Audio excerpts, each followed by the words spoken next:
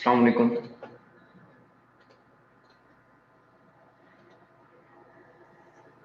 वालेकुम सलाम सर। आज हम जो इंटेरोबैक्टीरियासिस का रिमेनिंग पोर्शन है उसको खत्म करेंगे, ठीक है। Enterobacteriaceae pathogens primarily within the enteric tract. Shigella के बारे में आज हम पढ़ते हैं। पहले साल्मोनेला और इकोलाई के बारे में पढ़ा है। शेगेला में क्या है, शेगेला की कौन कौन सी स्पीशीज हैं?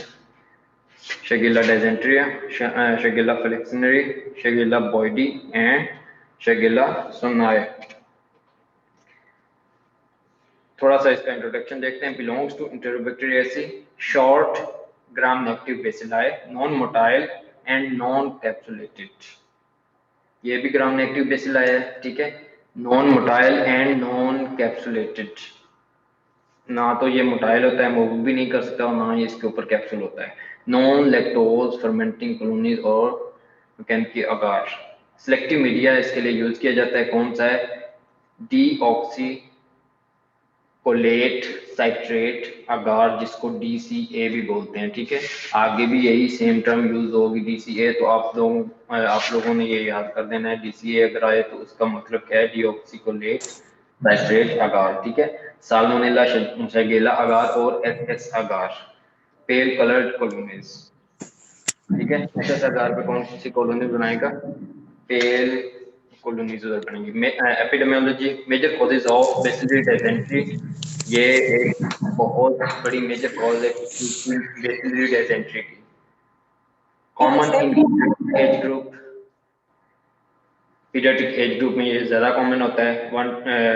किस एज में? 1 to 10 ईयर, ठीक है। Leading cause of infantile diarrhoea and mortality in developing countries. Developing countries के अंदर ये इन्फेंट्स के अंदर डायरिया कॉज करवाता है और इसकी मोर्टेलिटी रेट काफी हाई है, ठीक है। सबसे ज्यादा यानी कि वो डेथ जो कि डायरिया से रिलेटेड है, वो सबसे ज्यादा किसकी वजह से होगी? शेगेला की डायसेंट्री की वजह से। शेगेला रिलेटेड डायरिया जो होगा। डेवलप वर्ल्ड में कौन सा शेगेला ज्यादा कॉमन है? शेगेला सोनाए। डेवलपिंग वर्ल्ड, जो डेवलपिंग कंट्रीज हैं उनमें इन्फेंट के बारे में हमने देख लिया है कि शेगेला ज्यादा कॉमन काज है, और कौन सा होता है? शेगेला फ्लेक्सनरी, ठीक है। इंपॉर्टेंट प्रॉपर्टीज इसकी क्या होंगी? शेजिलोसिस कॉज करवाएगा, ठीक है। Generic term for the disease, bacillary dysentery, passing blood and mucus in the stool, low infectious dose. इसकी जो इन्फेक्शियस डोज है वो कम है, यानी कि 10 to 100 बेसिलाई भी अगर GI तक हमारे गैस्ट्रोइंटेस्टाइनल ट्रैक यानी कि स्टमक को पास करके स्मॉल इंटेस्टाइन के थ्रू आगे पहुंच गए हैं, तो वो बेसिलरी डेजेंट्री कॉज करवा सकते हैं। 10 to 100 बेसिलाई, ठीक है। Humans are the only reservoirs, ये सिर्फ और सिर्फ ह्यूमंस के अंदर ही पाया जाता है। इंक्यूबेशन पीरियड इसका कितना होगा? 1 to 3 days up to 7 days. ये 1 से 3 दिन में यूजली मल्टीप्लाई करके अपने अलामत जाहिर कर देता है, लेकिन it can take up to 7 days, यानी कि थोड़ा सा लॉन्ग इंक्यूबेशन पीरियड भी हो सकता है, ठीक है। इंक्यूबेशन पीरियड वो होता है कि वो टाइम ड्यूरेशन बिटवीन जिस टाइम पे ऑर्गेनिज्म ह्यूमन बॉडी के अंदर इंटर हो और उसकी अलामत प्रोड्यूस करने तक, ये जो दरमियान वाला टाइम पीरियड होगा ना, इंटर होने से अलामत जाहिर होने तक, वो वाला टाइम ड्यूरेशन होगा, उसको इंक्यूबेशन पीरियड का नाम देते हैं। वाटरी डायरिया होगा with fever changing to dysentery. सबसे पहले वाटरी डायरिया के साथ स्टार्ट होगा और आहिस्ता आहिस्ता किसमें चेंज हो जाएगा? डिसेंट्री में। डिसेंट्री में क्या चीजें होती हैं? Passing blood mucus in the stool, उसमें ब्लड भी होगा और म्यूकस भी होगा। वाटरी डायरिया और mucus in the stool is different, ठीक है। वाटर डायरिया में जस्ट वाटर स्टूल्स होंगे, लेकिन इसमें डिसेंट्री में क्या होगा? ब्लड भी होगा, उसके अलावा म्यूकस होगी, ठीक है। ट्रांसमिशन अभी इसकी कैसे होगी? Transmitted by faeco oral route. Principal factors in the transmission are 4Fs, यानी कि 4F इसमें ज्यादा रोल अदा करते हैं। कौन से हैं? Fingers, flies, food and faeces, ठीक है। कॉन्टामिनेटेड फिंगर्स जो कि आप खाने के लिए यूज करोगे, ठीक है। फ्लाइज जो कि फीसिस पे भी बैठे हैं और खाने पे भी बैठे हैं। फूड अनहाइजेनिक फूड, यानी कि जो कि किसी भी तरीके से फीसिस के साथ मिक्स हुई हो, किसी भी तरीके से उसका फीसिस के साथ कांटेक्ट हुआ हो किसी भी रूट के थ्रू, ठीक है। उसके अलावा फीसिस, ये 4 F जो हैं इनकी हेल्प से ये ट्रांसमिट होगा। विरुलेंस फैक्टर, इन्वेजिवनेस, ये इन्वेड करेगा इंटेस्टाइनल म्यूकोजा को। शीगा टॉक्सिन और शिगेला है, तो इसके अंदर कौन सी टॉक्सिन होगी? शीगा टॉक्सिन, ठीक है।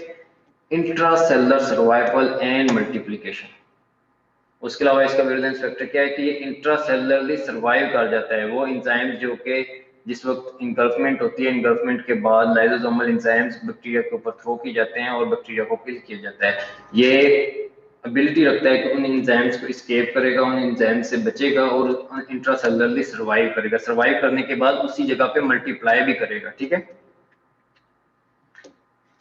अभी इसकी पैथोजेनेसिस कैसे होती है, ये कैसे इफेक्ट करेगा? Organisms adhere to the mucosal epithelium of the distal ileum and colon, यानी कि स्मॉल इंटेस्टाइन के 3 पोर्शन होते हैं, duodenum, jejunum and ileum। ileum का जो टर्मिनल पोर्शन होगा उसको अफेक्ट करेगा और कोलोन को, ठीक है। टर्मिनल ileum और कोलोन को अफेक्ट करेगा, उसके मिकोजा के साथ अडहेयर होगा, अंडरगो एंडोसाइटोसिस, अडहेयर होने के बाद एंडोसाइटोसिस होगी, यानी कि सेल के अंदर इंटर होगा, ठीक है। Multiply and spread relatively to the adjacent cells and lamina propria, ये क्या करेगा? सेल के अंदर जब इंटर होगा तो उधर ये मल्टीप्लाई होगा। मल्टीप्लाई होने के बाद ये एडजेसेंट सेल, जो साथ वाले सेल्स पड़े होंगे, उनके अंदर सेल टू सेल आगे ट्रांसफर होता जाएगा, सेल दूसरे सेल्स के अंदर आगे लेटरली मूव करता जाएगा। एंड लेमिना प्रोप्रिया, और लेमिना प्रोप्रिया के अंदर इन्वेड करता जाएगा, ठीक है। ये एक लेयर है। उसके बाद शीगर टॉक्सिन, ये इसकी टॉक्सिन है जो इसका विरुलेंस फैक्टर टॉक्सिन रिलीज करेगा, एक्सेसरबेट इन्फ्लेमेशन बाय कॉजिंग इस्कीमिया। और ये टॉक्सिन काम क्या करेगी? एक तो इन्फ्लेमेशन करवाएगी, कैसे काज करवाएगी? By ischaemia, haemorrhage and necrosis, ठीक है। इस्कीमिया होगा, हेमरेज होगा और नेक्रोसिस होगा। इस्कीमिया का क्या मतलब होता है कि स्पेसिफिक टिश्यू को ऑक्सीजन की कमी होगी, ठीक है। उसके अलावा हेमरेज, उस जगह से ब्लीडिंग होगी, एंड नेक्रोसिस, सेल डेथ होगी। Formation of transverse superficial ulcers,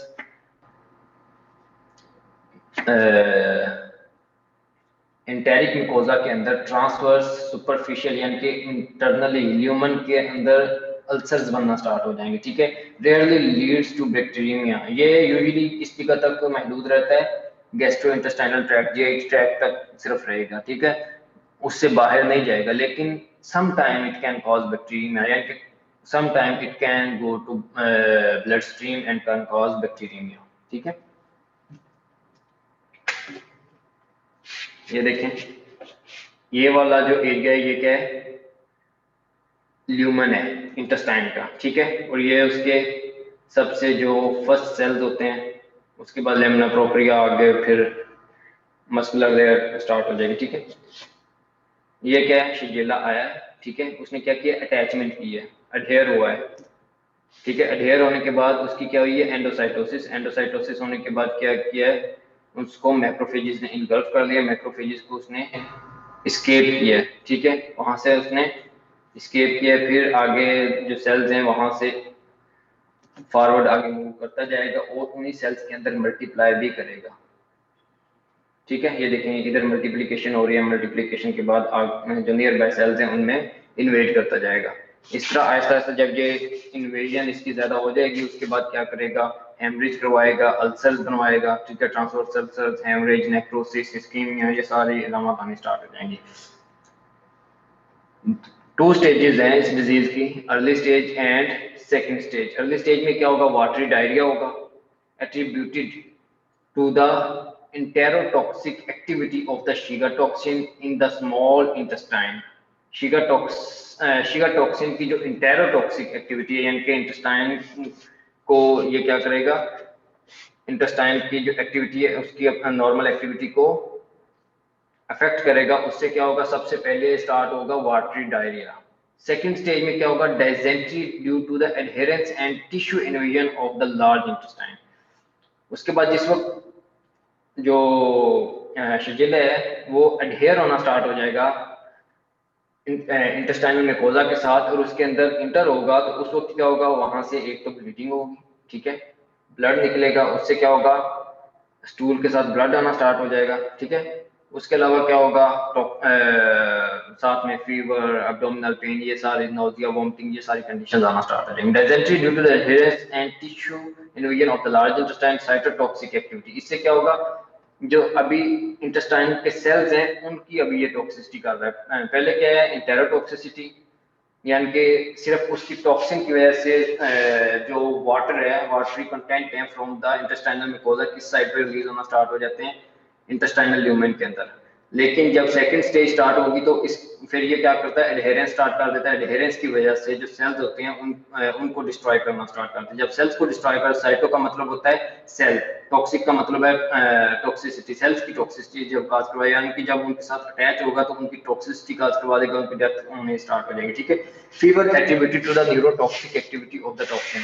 उसके अलावा ये न्यूरोटॉक्सिक है, जब ये न्यूरोटॉक्सिन काज करवाएगा तो उसकी वजह से फीवर होना स्टार्ट हो जाएगा, ठीक है। शीगर टॉक्सिन की तीन कैरेक्टरिस्टिक है, ये तीन तरह से इफेक्ट करता है। एक तो इंटेरोटॉक्सिन है जिसकी वजह से वाटर डायरिया काज करवाएगा, दूसरा न्यूरोटॉक्सिन है जिसकी वजह से फीवर काज करवाएगा, तीसरा साइटोटॉक्सिक है जिसकी वजह से डायजेंट्री काज करवाएगा, ठीक है। क्लिनिकल मैनिफेस्टेशन इसकी कौन सी होंगी, फीवर होगा, एब्डोमिनल क्रैम्पी पेन होगी, एंड टेंडरनेस, टेंडरनेस होता है टच टू पेन, जब पेट को टच करेंगे तो पेशेंट दर्द से चिल्लाएगा, ठीक है। डायरिया और डायजेंट्री, आपको मैं बता चुका हूँ कि पहले नंबर पे डायरिया होगा, उसके बाद डायजेंट्री स्टार्ट हो जाएगी, ठीक है, वो आहिस्ता आहिस्ता कन्वर्ट हो जाएगा डायजेंट्री में। अल्सरेशन होगी, जिस वक्त ये ढेर होगा उस वक्त क्या करेगा, अल्सर्स बनाना स्टार्ट कर देगा, ट्रांसवर्स अल्सर्स। कॉम्प्लिकेशंस इसमें क्या हो सकती हैं, HUS, haemolytic uraemic syndrome. Haemolytic uraemic syndrome हम पीछे भी पढ़ चुके हैं, ये किसकी होता है, इंटेरो हेमोरेजिक इकोलाई का ये कॉम्प्लिकेशन थी, HUS, ठीक है। इकोलाई की एक जो टाइप है इंटेरो हेमोरेजिक, उसमें हमने HUS पहले भी पढ़ा है। लॉस ऑफ एपिटाइट इसमें होगी, एब्डोमिनल क्रैम्प्स होंगे, डायरिया होगा, फीवर होगा, नाउजिया एंड वॉमिटिंग, ये इसके साइन एंड सिम्टम्स होंगे, ठीक है। लैब डायग्नोसिस में हम क्या देखते हैं, कैसे डायग्नोस करेंगे, माइक्रोस्कोपी करेंगे तो हमें क्या नजर आएंगे, ग्राम negative bacilli, usually non motile, ठीक है। ये ग्राम नेगेटिव बेसिलाई है और नॉन मोटाइल है और नॉन कैप्सुलेटेड है, इनके ऊपर कैप्सूल भी नहीं होता। Culture on MacConkey agar it will form non lactose fermentation colonies, NLF, non lactose fermentation colonies बनाएंगे। इनरिच ब्रोथ, जिस इनरिच ब्रोथ अगर यूज करेंगे, कौन सा ब्रोथ है, सेलेनाइट F ब्रोथ, ठीक है। उसके अलावा सिलेक्टिव मीडिया यूज कर सकते हैं, DCA एंड SS अगार। कोई कंफ्यूजन है यहाँ तक, अगर है तो बताएं, मैं आप लोगों को एक्सप्लेन कर देता हूँ। No sir. Triple sugar iron अगर यूज कर सकते हैं, कैटालिस पॉजिटिव होते हैं, ठीक है। All are positive except Shigella dysenteriae type 1, सब के सब शिगेल्ला की जितनी भी टाइप्स होंगी वो क्या होंगी, कैटालेज पॉजिटिव, ठीक है, कैटालेज एक्टिविटी शो करेंगी except Shigella dysenteriae type 1। UDS positive होंगे, citrate H2S hydrogen sulphide negative होंगे, यानी कि यूडीएस नेगेटिव होंगे, citrate negative and H2S negative होंगे, ठीक है। सीरोलॉजी में क्या मिलेगा, slide agglutination test, agglutination using polyvalent and monovalent sera. इसमें हम क्या करेंगे, एग्लूटिनेशन करवाएंगे using polyvalent and monovalent sera, ठीक है, to confirm that it is Shigella. Vibrio cholerae की आगे बात करते हैं, जो कि हैजा काज करवाता है कोलेरा, ठीक है। Vibrios are curved comma shaped gram negative rods, ये कर्व्ड होते हैं, कोमा शेप्ड होते हैं और ग्राम नेगेटिव, ठीक है। स्पीशीज इसकी कौन सी है, Vibrio cholerae, Vibrio parahaemolyticus, Vibrio vulnificus, ठीक है, वुल्निफिकस, ठीक। उसके बाद Vibrio cholerae, the major pathogen in this genus is cause of cholera, ठीक है। सबसे कॉमन जो ह्यूमन पैथोजेनिसिटी कॉज करवाता है विब्रियो कोलेरा है, ठीक है। Vibrio parahaemolyticus cause diarrhoea associated with eating raw और improperly cooked sea food.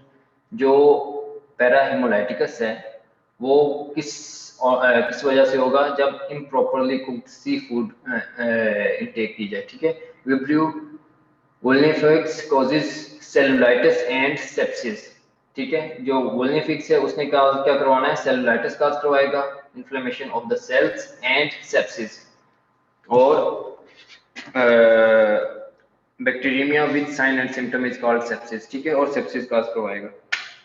Transmission इसकी कैसे होगी, vibrio cholera is transmitted by faecal contamination of the water and food primarily from human sources. Vibrio cholera की बात कर रहे हैं कि ये ह्यूमन सोर्सेज से आगे स्प्रेड करेगा through faeco oral route. Human carriers are frequently asymptomatic and include individuals who are either in the incubation period or convulsing phase, ठीक है।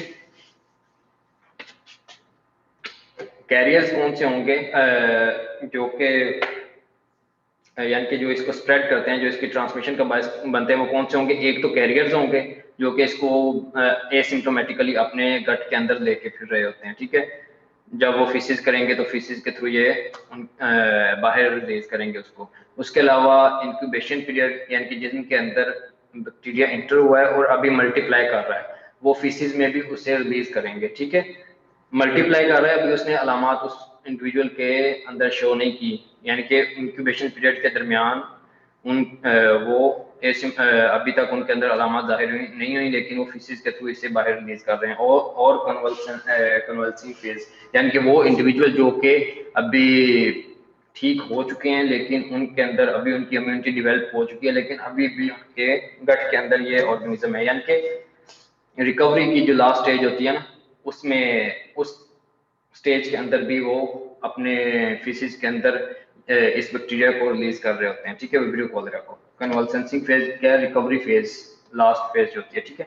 The main animal reservoir are marine shellfish, ये किस जगह पे main reservoir होते हैं, जो सी animals हैं, ठीक है, such as shrimp and oysters. Ingestion of these without adequate cooking can transmit the disease. अगर इन एनिमल्स को इम्प्रॉपर कुकिंग यानी कि प्रॉपरली कुक ना किया जाए और इनको इंजेस्ट किया जाए, तो उस कंडीशन में क्या हो सकता है कि ये प्रॉब्लम क्रिएट कर सकते हैं। विब्रियो कॉलेरा है, जैसे ये कॉलेरा काज करवा सकता है, सेलुलाइटिस काज करवा सकता है, ठीक है, नेक्रोसिस काज करवा सकता है अकॉर्डिंग टू देयर स्पीशीज, ठीक है। पैथोजेनेसिस में क्या होगा, the pathogenesis of cholera is dependent on colonization of small intestine by the organism and secretion of the enterotoxin.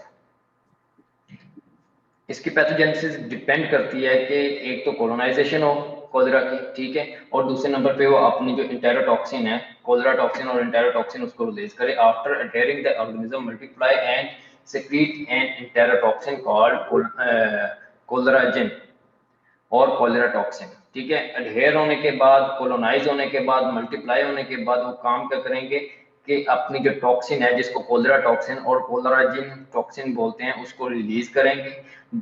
This exotoxin can reproduce the symptoms of cholera even in the absence of Vibrio organisms. Even patient को antibiotics दी गई हैं, लेकिन उस जगह पे वो toxin already produce हो चुकी है, ठीक है। एंटीबायोटिक की मदद से माइक्रो ऑर्गेनिजम्स तो किल हो जाएंगे, लेकिन जो उधर टॉक्सिन रह गई है, उस टॉक्सिन ने अपनी अलामत जाहिर करनी ही करनी है, ठीक है। यानी कि अगर बैक्टीरिया ना भी हो और वो टॉक्सिन उधर प्रोड्यूस हो चुकी है, तो उसने अपनी अलामत जाहिर करनी ही करनी है, ठीक है। The B subunit ganglioside receptor, जो बी साइड यूनिट होगा वो गैंग्लियोसाइड रिसेप्टर के साथ बाइंड करेगा। द ए सब unit is inserted into the cytosol, यानी कि जो उसकी टॉक्सिन है उसके अभी दो सब यूनिट है, ठीक है, A subunit and B subunit. B subunit का काम होता है binding, B for binding, A for active ingredient जो है, जिसने इंसर्ट होके आगे अपना एक्शन शो करना है, ठीक है। ADP ribose to GS protein, यानी कि G stimulatory protein, persistent stimulation of the adenylate cyclase। आप लोगों ने अगर मे बी ये जी कपल्ड रिसेप्टर्स पढ़े होंगे तो आप लोगों को इसकी समझ आ जाएगी कि जी स्टिमुलेटरी और जी इनहिबिटरी का क्या मतलब है। इसने जी कपल्ड जो प्रोटीन्स हैं, जो जी कपल्ड रिसेप्टर्स हैं, उसको स्टिमुलेट करना है। जब उसको कंटिन्यूसली स्टिमुलेट करता रहेगा, then persistent stimulation of adenylyl cyclase, तो adenylyl cyclase को persistent stimulation मिलती रहेगी। Over production of cyclic AMP और cyclic AMP जो कि एक सेकेंड मैसेंजर है उसकी ओवर प्रोडक्शन होगी। Activation of cyclic AMP dependent protein kinase, और साइक्लिक AMP पे जो प्रोटीन डिपेंड करते हैं ये साइक्लिक AMP उनकी परमानेंट तो नहीं कहेंगे कि उनकी कंटिन्यूस एक्टिवेशन करवाती रहेगी उन स्पेसिफिक प्रोटीन काइनेज की। एंड वो प्रोटीन काइनेज कौन से होते हैं specific protein kinase? And enzyme that phosphorylate ion transport in the cell membrane, और वो जो स्पेसिफिक प्रोटीन होगा उसने काम क्या करवाना है कि स्पेसिफिक आयंस को सेल मेम्ब्रेन से बाहर ट्रांसपोर्ट करना है। Outpouring of large quantity of water plus electrolyte plus carbonates plus diarrhoea. इसमें क्या होगा कि जब वो स्पेसिफिक आयंस को बाहर ट्रांसपोर्ट करेगा तो उससे क्या होगा कि वाटर भी उसको फॉलो करेगा, यानी कि सेल से वाटर किस साइड पे जाना स्टार्ट हो जाएगा? ल्यूमेन के अंदर।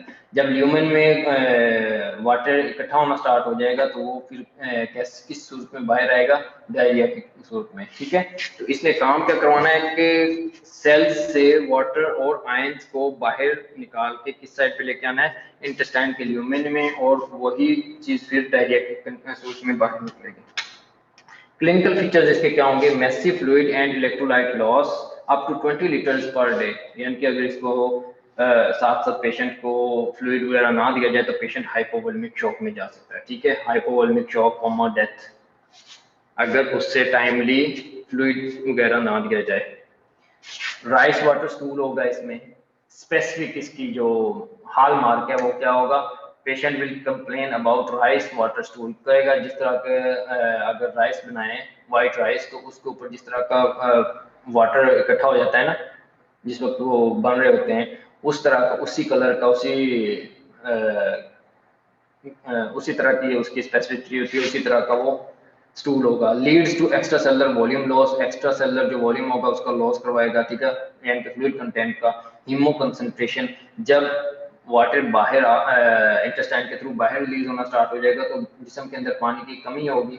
हीमो कंसंट्रेशन यानी कि ब्लड जो होगा वो थिक होना स्टार्ट, गाढ़ा होना स्टार्ट हो जाएगा। हाइपोकैलेमिया, स्पेसिफिक आयंस को वो इंटेस्टाइन के ल्यूमेन के अंदर लेके जा रहा है जिसकी वजह से वो आयंस भी बाहर लॉस हो रहे हैं। जब वो आयंस बाहर लॉस होंगे तो हाइपोकैलेमिया, यानी कि उसमें पोटाशियम भी शामिल है, हाइपोकैलेमिया होगा। बेस डेफिसिट एसिडोसिस, बेस यानी कि बाइकार्बोनेट जो है वो बाहर निकल रहे हैं। जब बाइकार्बोनेट बाहर निकलेंगे तो हमारी बॉडी के अंदर क्या बच जाएगा? एसिड, H पॉजिटिव आयन ज्यादा रह जाएंगे तो बेस डेफिसिट एसिडोसिस होगा, यानी कि बेस के डेफिशिट होने की वजह से हमारी बॉडी के अंदर एसिडोसिस हो गया है। And shock, if it will not treated then it will lead to shock. Leads to muscle cramps, muscle cramps क्यों होंगे? हाइपोकैलेमिया की वजह से। Renal failure, pulmonary oedema, cardiac arrhythmias, cardiac arrhythmia की भी अगेन कौन सी कॉज होगी? Hypokalaemia. And paralytic ileus, again cause क्या होगी? हाइपोकैलेमिया। यानी कि muscle cramps, arrhythmia and paralytic ileus तीनों किसकी वजह से हो रहे हैं? हाइपोकैलेमिया की वजह से। हाइपो यानी कि जब भी जिस्म के अंदर पोटेशियम की कमी होगी तो उसकी वजह से एक तो मसल क्रैम्प्स होंगे, अरिथमियाज होगा यानी कि abnormal rhythm of the heart and paralytic ileus, जो हमारा इंटेस्टाइनल ट्रैक है वो उसकी जो पेरिस्टाल्सिस हैं वो रुक जाएंगी, वो पेरिस्टाल्सिस खत्म हो जाएंगी, पैरालिसिस हो जाएगा उसका, ठीक है। No fever, no WBCs in the stool, क्यों नहीं होंगे? क्योंकि ये टॉक्सिन की वजह से हो रही है, ठीक है। ना तो पेशेंट को फीवर होगा ना ही WBCs आएंगे स्टूल के अंदर। Lab diagnosis, microscopic curved comma shaped gram negative rods, motile. Last वाला जो हमने पढ़ा है वो नॉन मोटाइल था शिजेला, ठीक है, लेकिन ये जो विब्रियो कॉलरा है ये मोटाइल होगा। ऑक्सीडेज टेस्ट पॉजिटिव होगा। कल्चर मैकेनिक के अगार नॉन लैक्टोज फर्मेंटेशन कॉलोनीज बनाएगा, उसके ऊपर enrich broth selenite F broth use कर सकते हैं इसको ग्रो करवाने के लिए। Selective media TCB, thiosulphate, citrate, bile salt इसके अलावा यूज किया जा सकता है इसको ग्रो करवाने के लिए, ठीक है। ग्रो हम क्यों करवाते हैं? एक तो हमें स्पेसिफिक पता चल जाता है कि कौन सा माइक्रो ऑर्गेनिज्म है, उसके अलावा हम इसके ऊपर ड्रग्स की सेंसिटिविटी को चेक कर सकते हैं कि ये किस ड्रग को रिस्पॉन्ड कर रहा है। हम इसके ऊपर डिफरेंट ड्रग्स का छिड़काव करते हैं, देखते हैं कि किस ड्रग की वजह से ये किल हो जाता है, फिर हम उस स्पेसिफिक ड्रग के थ्रू उस पेशेंट को ट्रीट करते हैं। इसलिए कल्चर एंड सेंसिटिविटी करवाया जाता है, यानी कि एक तो कल्चर करवाएंगे कि कौन सा बैक्टीरिया और किस जगह पे ये ग्रो हो रहा है, और दूसरे नंबर पे उसकी स्ट्रेन का पता चल जाएगा। उसके अलावा क्या करेंगे, इसके ऊपर जब मेडिकेशन का यूज करेंगे तो हमें पता चल जाएगा कि ये किस मेडिकेशन को अच्छे तरीके से रिस्पॉन्ड कर रहा है, ठीक है। बायोकेमिकल में वही ट्रिपल शुगर आयरन करवा सकते हैं, कैटालेज पॉजिटिव एसिडोलॉजी में slide agglutination using polyvalent and monovalent sera. Vibrio parahaemolyticus raw sea fish grows best in high salt food poisoning. क्यों बेस्ट हाई सॉल्ट में ग्रो कर रहा है, क्योंकि ये सी में पाया जाता है, तो सी में सॉल्ट की कंसंट्रेशन ज्यादा होती है, तो वो इसका बेस्ट एनवायरनमेंट है। Food poisoning due to sea fish, ठीक है, इसकी वजह से फूड पॉइजनिंग हो सकती है अगर ये अपने वो पॉइजन उसके ऊपर रिलीज करेगा। Outbreaks in Japan and other countries, वो कंट्रीज जो कि सी फिश का ज्यादा इस्तेमाल करते हैं, ठीक है, सी एनिमल्स का ज्यादा, सी फूड का ज्यादा यूज करते हैं, उनके अंदर ऑलरेडी इस विब्रियो पैरा हेमोलाइटिस की वजह से आउटब्रेक्स हो चुकी हैं, ठीक है। Vibrio alginolyticus associated with eye air wound infection in human exposed to sea water, यानी कि सी वाटर में वो जो जाते हैं ना स्विमिंग के लिए, उनके अंदर या जो सी डाइवर्स होते हैं उनके अंदर ये वाली इन्फेक्शन कॉज करवा सकता है, आई इन्फेक्शन कॉज करवा सकता है, ईयर वुंड इन्फेक्शन, ठीक है। Vibrio vulnificus wound infection in human exposed to seawater, consumption of infected ostrich, penetration of gut, severe septicemia, high mortality, ठीक है। इसके अंदर दोनों में ऑलमोस्ट मेडिकेशन सेम होती है, लेकिन आगे इसको फिर on the basis of culture इनको डिफरेंशिएट किया जा सकता है, ठीक है। दोनों क्या कॉज करवा सकते हैं, वुंड इन्फेक्शन कॉज करवा सकते हैं, लेकिन विब्रियो एल्जिनोलाइटिस क्या आई और ईयर इन्फेक्शन कॉज करवाता है। उसके बाद बात करते हैं कंपाइलोबैक्टर की।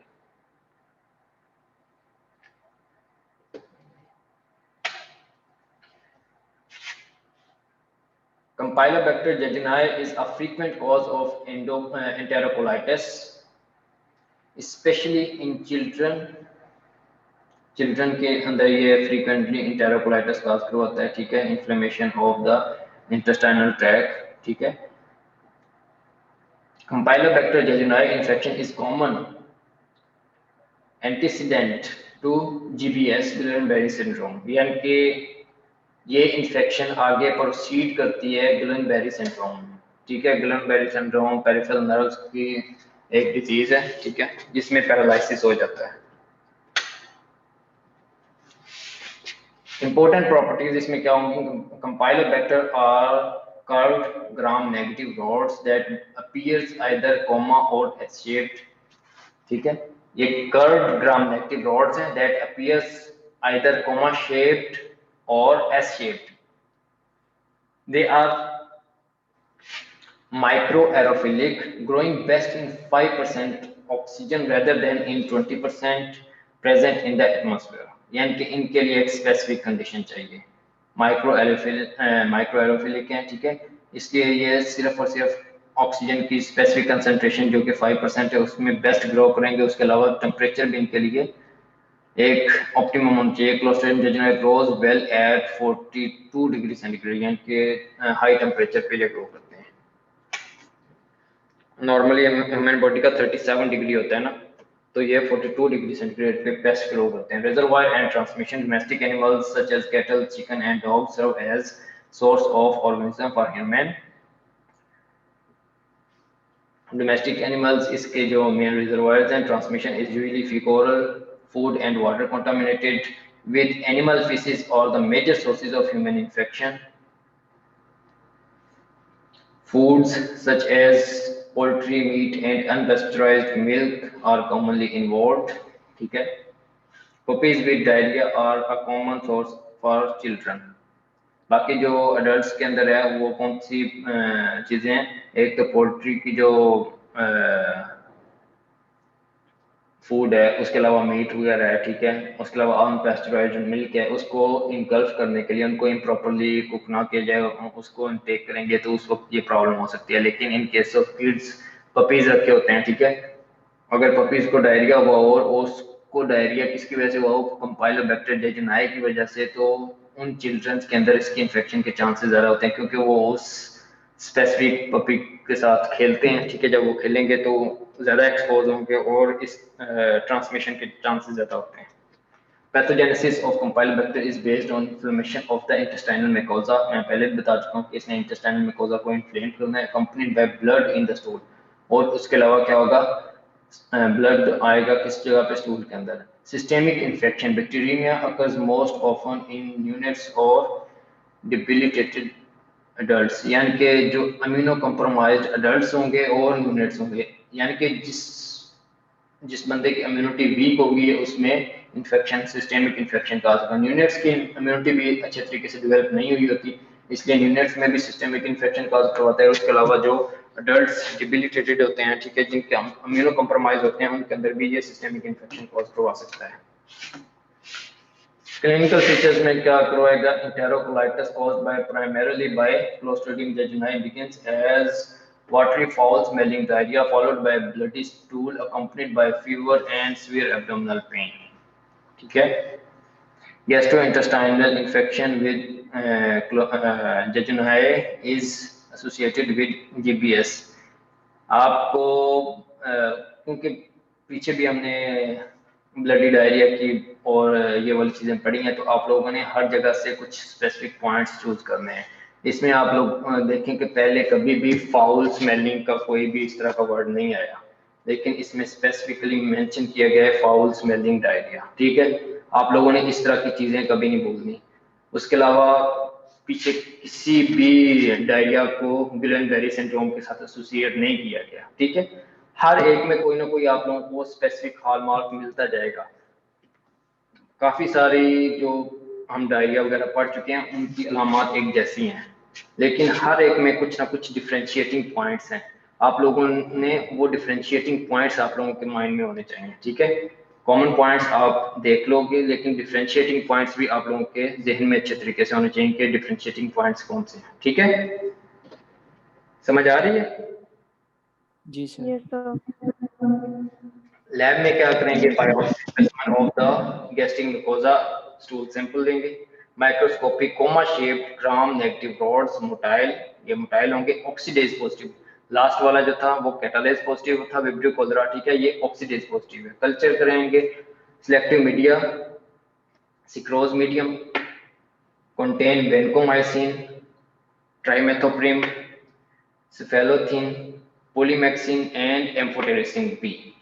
यानी कि इसके लिए एक सिलेक्टिव मीडिया यूज किया जाएगा जिसमें ये डिफरेंट किस्म की मेडिकेशंस डाली गई हैं। इन मेडिकेशंस की वजह से कोई और माइक्रो ऑर्गेनिज्म इसमें ग्रो ना तो कोई और गट फ्लोरा ग्रो करेगा, ना ही दूसरा कोई माइक्रो ऑर्गेनिज्म ग्रो करेगा। सिर्फ और सिर्फ उन सबको रेजिस्ट कौन सा माइक्रो ऑर्गेनिज्म कर सकता है, कंपाइलोबैक्टर जेजुनाई। तो उसको इस मीडियम में ग्रो करवाएंगे, तो बाकी माइक्रो ऑर्गेनिज्म जो होंगे वो किल हो जाएंगे, लेकिन ये वाला माइक्रो ऑर्गेनिज्म ग्रो करेगा, ठीक है। Helicobacter pathogens outside the enteric track.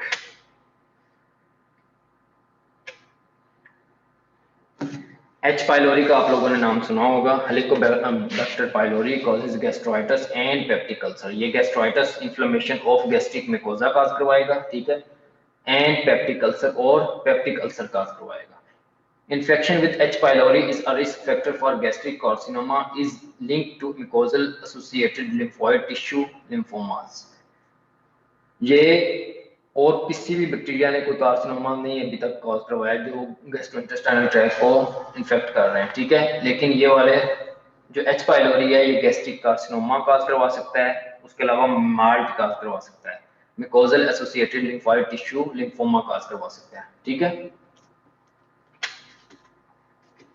Helicobacters are similar in appearance to Campylobacter but differs in certain biochemical and flagellar characteristics.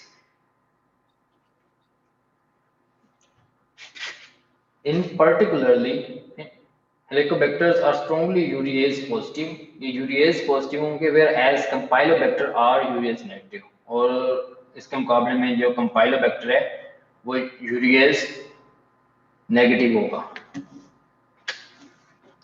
The natural habitat of H. pylori is the human stomach. Naturally किसी का भी पाया जाएगा human stomach के अंदर, and it is probably acquired by ingestion. कैसे इसको हम हमारे स्टमक तक किस तरह पहुंचता है, जिस वक्त हम इसको फूड के साथ इंजेस्ट करते हैं। Person to person transmission probably occurs because there is clustering of infection within families, यानी कि फैमिलीज के अंदर ये होगा, एक फैमिली में आया तो एक दूसरे में उधर इजीली ट्रांसमिट हो सकता है। ठीक है, पैथोजेनेसिस इसकी क्या होगी, अटैचमेंट के बाद production of large amount of ammonia plus inflammatory response, ये अमोनिया प्रोड्यूस करेगा। ठीक है, और जिस वक्त अमोनिया प्रोड्यूस होगा तो उस जगह पे इन्फ्लेमेशन भी होगी, leads to damage to the mucosa, जब उस जगह पे इन्फ्लेमेशन होगी इन्फ्लेम्ड मिकोजा इजीली डैमेज हो सकता है। Loss of the protective mucus, जिस वक्त मिकोजा डैमेज होगा तो उसकी जो प्रोटेक्शन होगी वो लॉस्ट हो जाएगी। जब प्रोटेक्शन लॉस्ट होगी तो उसको क्या बोलते हैं, गैस्ट्राइटिस एंड पेप्टिक अल्सर, यानी कि जब इन्फ्लेमेशन हुई तो उसको गैस्ट्राइटिस बोल दिया, जब उसका प्रोटेक्टिव मिकोजा भी लॉस्ट हो गया तो उसको पेप्टिक अल्सर का नाम दे देते हैं। ठीक है, अगर ये कंडीशन लंबे अरसे तक चलती रहे और इसको ट्रीट ना किया जाए, patient will come to you with complain of burning epigastric pain. ठीक है, और this pain will usually increase और aggravate by eating food. If you will not treat this patient, then it might progress to gastric carcinoma and malt lymphoma। ठीक है, mucosal associated lymphoid tissue lymphoma हो सकता है इसकी वजह से। Malt lymphomas are B cell tumors located typically in the stomach, but they occurs elsewhere in the gastrointestinal tract as well। यानी कि mucosal associated lymphoid tissue जो होते हैं वो पूरे gastrointestinal tract में होते हैं, लेकिन एच पाइलोरी की वजह से जो लिम्फोमा होगा यूजुअली किस जगह पे होगा, स्टमक के अंदर। H pylori is often found in the mild lesions and chronic inflammation induced by the organism is thought to stimulate B cells proliferation and eventually B cell lymphoma। यानी कि H pylori एक तो मुकोजल associated lymphoid tissues जो होंगे उनमें reside करेगा, और उसके अलावा ये कंटिन्यूसली बी सेल्स को स्टिमुलेट करता रहेगा। जब बी सेल्स को स्टिमुलेट करता रहेगा तो वो आगे प्रोलिफरेट होते रहेंगे, और प्रोलिफरेट होते होते उनका बी सेल लिम्फोमा हो सकता है। ठीक है, antibiotic treatment directed against the organism often causes the tumour to regress. अगर हम इस स्पेसिफिक एच पाइलोरी के अगेंस्ट एंटीबायोटिक्स का यूज कर दें, ट्रिपल थेरेपी है यूज की जाती है, अगर वो यूज करना स्टार्ट कर दें तो इसकी वजह से जो ट्यूमर हो रहा है उसका साइज कम हो सकता है। ठीक है, क्योंकि ये कॉज बन रहा है, ये कंटिन्यूसली बी सेल्स को स्टिमुलेट कर रहा है। जब ये इसकी स्टिमुलेशन कम होगी तो जो लिम्फोमा होगा उसका साइज भी रिग्रेस हो जाएगा, कम हो जाएगा। क्लिनिकल फीचर्स में क्या होगा, gastritis and peptic ulcers are characterized by the recurrent pain in the upper abdomen frequently accompanied by bleeding into the gastrointestinal tract। no bacteremia or disseminated disease occur। इसमें abdominal pain होगी, ठीक है, उसके अलावा bleeding हो सकती है। Bleeding की वजह से क्या होगा, ब्लैक कलर्ड स्टूल होगा। ठीक है, क्योंकि ये डाइजेस्टेड ब्लड होगा तो उसकी वजह से उसका जो कलर होगा वो ब्लैक हो चुका होगा। ब्लैक कलर्ड स्टूल की पेशेंट कंप्लेन करेगा। ठीक है, गैस्ट्रोइंटेस्टाइनल पेन, अपर एब्डोमिनल पेन फ्रीक्वेंट होगी। बैक्टीरिया इसमें नहीं होगा, यानी कि ये सिर्फ स्टमक में रहेगा, ब्लड के अंदर नहीं जाएगा एच पाइलोरी। ठीक है, ना ही किसी और ऑर्गन को इन्वॉल्व करेगा, सिर्फ और सिर्फ स्टमक को ही इन्वॉल्व करेगा। इसमें हम biopsy specimen of the gastric mucosa stool sample ले सकते हैं। कॉमन माइक्रोस्कोपी में comma shaped gram negative rods motile होंगे। यूरिएज प्रोडक्शन, यूरिएज पॉजिटिव होंगे। Oxidase catalase positive. Urea breath test इसमें पॉजिटिव होगा। ऑक्सीडेज पॉजिटिव भी होंगे और कैटालेज पॉजिटिव भी होंगे। अगर हम इसका एक टेस्ट होता है जिसको हम यूरिया ब्रेथ टेस्ट करेंगे, अगर वो करेंगे वो भी पॉजिटिव होगा, क्योंकि ये यूरिएज पॉजिटिव है, यूरिया प्रोड्यूस करते हैं। ठीक है, कल्चर सिलेक्टिव मीडिया स्क्लेरोज मीडियम, वही सेम मीडियम जो कि पीछे यूज किया गया contain vancomycin, trimethoprim, sphalothine, polymyxin and amphotericin B serology detection of antigen in the stool, IgG antibody in the blood. ठीक है, किसी का कोई क्वेश्चन